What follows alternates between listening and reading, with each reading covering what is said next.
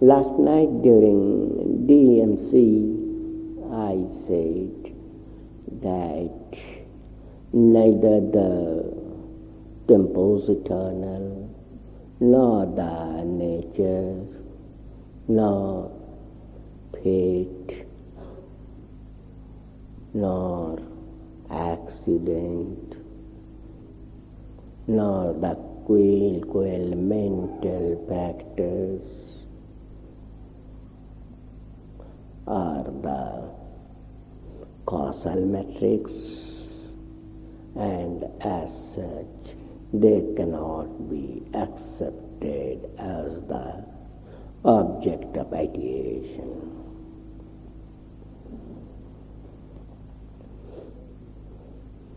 Not only that,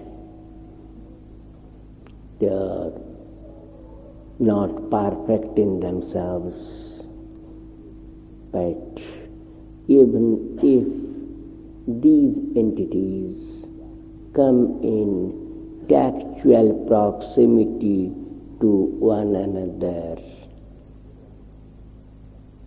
they, even under such circumstances, they cannot be accepted or regarded as the goal of human life.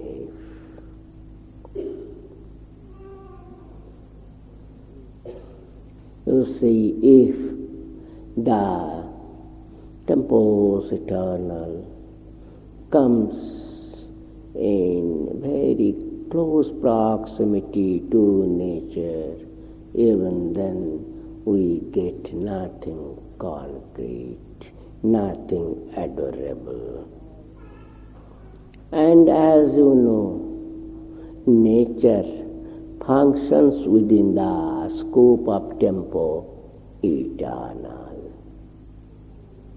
So, even if this tempo eternal comes in closer contact with nature or any other factors, we get nothing new, nothing fresh, nothing adorable. And all accidents take place within the scope of tempos eternal. There is nothing new in it. There is nothing philosophical addition to it. And fate, that is, what is fate? Fate is the unquenched reaction, unsatisfied reaction. When action is done, it is within the scope of tempos, and when reactions take place, it is also within the scope of tempos. Quinquelemental factors, they are the apparent cause of the tempos. So, wherever there is the tempos, or there is the so-called fate, or so-called accident, everywhere the quinquelemental factors are there. So, their mutual touch or combination doesn't create anything novel that can be accepted as the desideratum of human life. The desideratum is a singular one, and I said the plural term desiderata should never be used because the desideratum is a singular one, and that one is Parama Purus'a. Now, when Parama Purus'a directly or physically comes in contact with these factors, what does happen?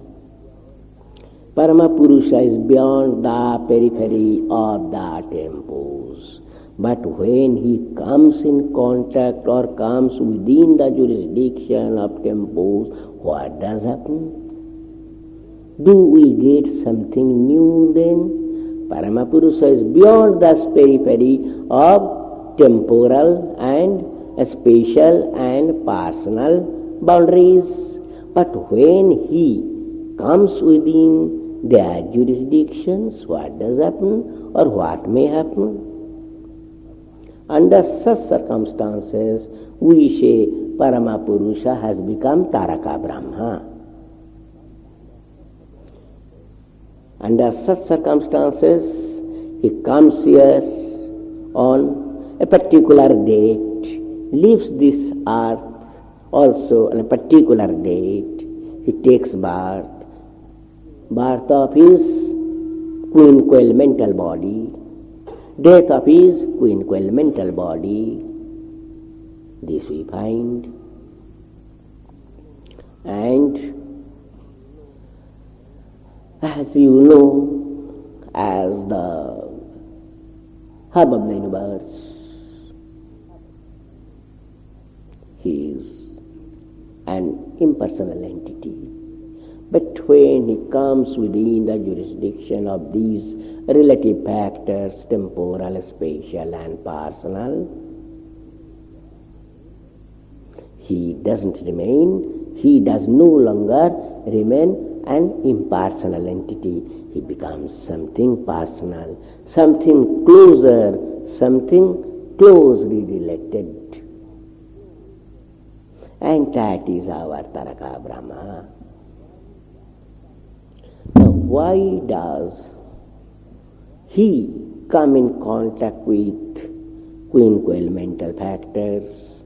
Why does he come within the jurisdictions of temporal, spatial and personal factors, these three fundamental relative factors? What's the cause? There are two reasons. One thing is, human intellect may get satisfaction or may, after coming in psychic contact with the impersonal entity, but human heart is not satisfied with that impersonal entity. Human heart wants something closer, something more sentimental, something more pleasing. And that's why, just to satisfy, just to give pleasure to the progeny, he comes within the scope of these relative factors. The Parama Purus'a becomes Taraka Brahma. And the second reason is that in this created world, in this universe, each and every progress is a progress through clashes and cohesions. And human beings must have sufficient intellectual stamina to move forward, fighting against all those pebbles of obstacles. When human intellect fails to do something new in helping the society to move forward, the Parama Purus'a finds no other alternative but to bring himself within the scope of temporal, spatial and personal factors, just to guide the depraving and degenerating human society. So these are the two reasons. Now, when the society is in a degenerated or depraved condition, where the Fissiparous tendencies dominate, where the static principle dominates. It becomes impossible for the Parama Purus'a to remain unaffected or assailed by human sentiments and human cries and human demands. Then and then only he comes in the form of Taraka Brahma. Taraka means the liberator, and that Taraka is the Baba of the created world. For him, the devotees sing Baba Nam Kevalam.